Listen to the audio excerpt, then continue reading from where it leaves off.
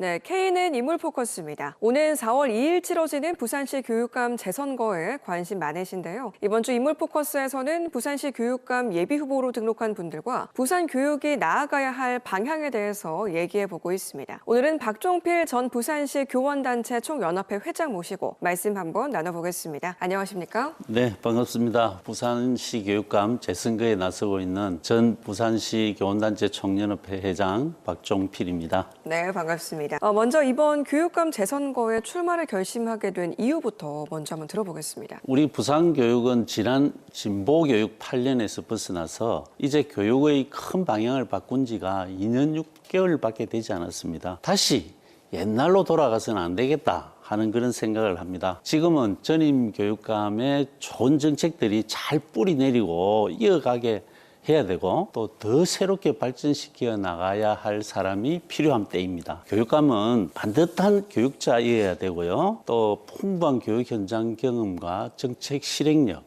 그리고 반듯한 교육 철학의 균형, 이런 것들이 필요합니다. 그래서 박종필은 현장 교육을 잘 아는 현장 교육 전문가로서 부산 교육을 안정 속에서 새롭게 발전시켜 나갈 인물이다. 그런 생각을 가지고 도전하고 있습니다. 교육 현장을 잘 아는 전문가신데요. 그동안에 좀 어떤 경험들이 교육감에 도전을 하는 배경이 되셨을까요? 네, 저는 부산교대를 나와서 초등학교에서 주로 아이들하고 행복하게 생활을 했고요. 또 학교장으로서 학교 변화 발전을 이끌어 왔는데요. 참 좋은 변화를 이끌었습니다. 그리고 장학사 생활을 하면서 또 학교를 지원하는 그런 역할들을 잘 했고요. 또 부산시 교원단체 총연합회 회장을 하면서 현장 교원들의 의견을 수렴하고 또 그것을 교육청과 정책 조율을 통해서 대변하는 그런 역할들을 했고요. 그리고 진보 좌파 교육감의 교육 정책을 비판하면서 저항하기도 했습니다. 예를 들면 학생 인권 조례라든지 내부형 교장 공모제 등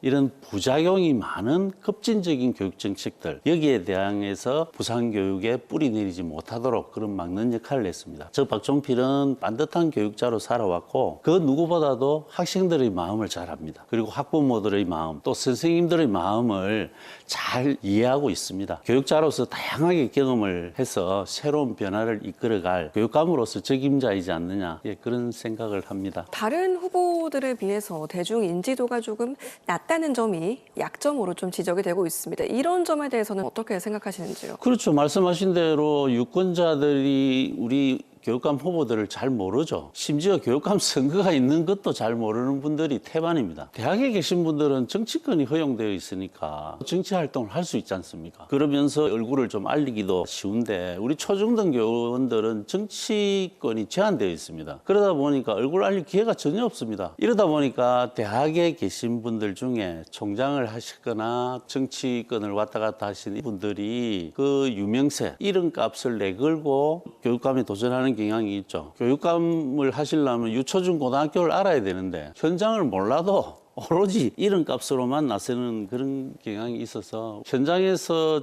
교육 전문가라고 생각하는 우리들이 볼 때는 정말 안타까운 현상이죠. 오로지 저희들이 할 수 있는 것은 이제 저랑 같이 근무했던 저를 아는 교직원들, 또 학부모님들, 또 사회생활을 하면서 또 알고 지낸 여러분들 통해서 박종필이가 참 괜찮은 사람이다, 좋은 교육자다, 이런 걸 알려나가는 길밖에 없는 것 같습니다.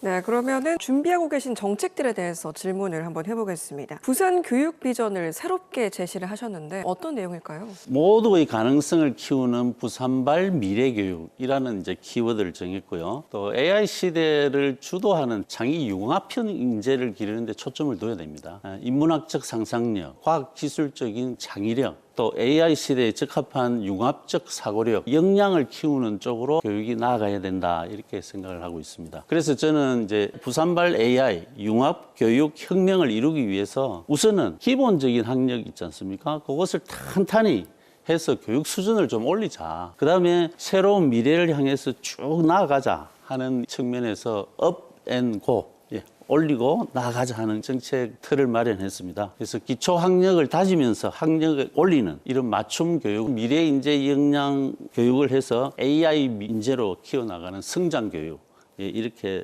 나아가도록 하겠습니다. 그리고 따뜻한 감성, 소통하고 존중하는 공감 교육으로서 올바른 품성을 키우고 또 교육 공동체가 함께 가야 되잖아요. 그래서 동행 교육으로서 교육 복지하고 또 안전 시스템 이런 것들을 촘촘하게 만들어 나가려고 생각하고 있습니다. AI 교과서 도입을 두고 논란이 일고 있습니다. AI 교과서 도입에는 좀 긍정적인 반응을 보이고 계신데 이렇게 판단을 하신 배경이 있을까요?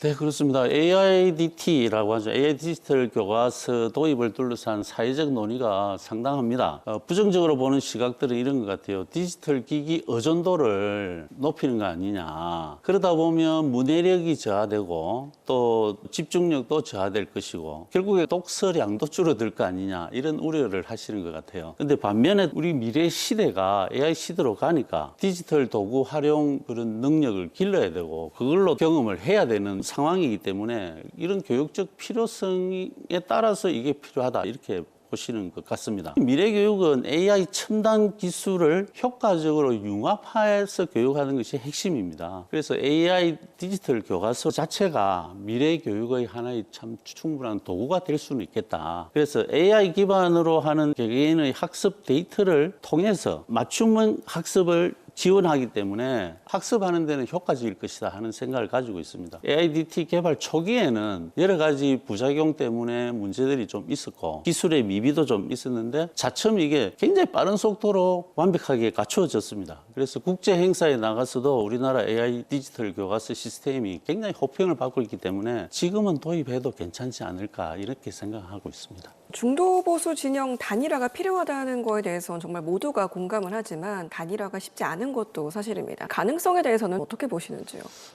그렇죠. 걱정입니다. 진보든 보수든 단일화가 되어야 당선 가능성이 있기 때문에 단일화가 안 되면 참 힘들죠. 그런데 이게 쉽지 않습니다. 지금 상태로 보면 보수, 진보, 양측 모두 단일화가 어려운 상황으로 보입니다. 근데 후보자들 생각이 좀 다르기는 할 수도 있는데 이게 안 되는 이유 중에 참모들, 보좌진들이 생각이 다르기 때문이라고 봐요. 당락을 떠나서 이분들은 끝까지 밀고 나가기를 바라는 그런 성향들을 가지고 있기 때문에 후보자가 이제 그분들에 의해서 휘둘리게 되는 것 같기도 합니다. 그래도 우리는 이제 교육자 아닙니까? 단일화를 하겠다고 약속을 했으니까 교육자답게 그 룰을 따르고 또 개인보다는 대의를 따르는 것이 맞지 않겠나. 그래서 꼭 단일화에 동참해 달라고 제가 요청을 하고 또 해 주시리라 믿겠습니다. 그래 단일화를 이루어서 정말 보수 교육감이 쭉 이어서 갈 수 있게 되기를 염원해 봅니다. 이번 부산시 교육감 재선거에 끝까지 최선을 다하시는 모습 기대해 보겠습니다. 오늘 말씀 감사합니다. 네, 감사합니다.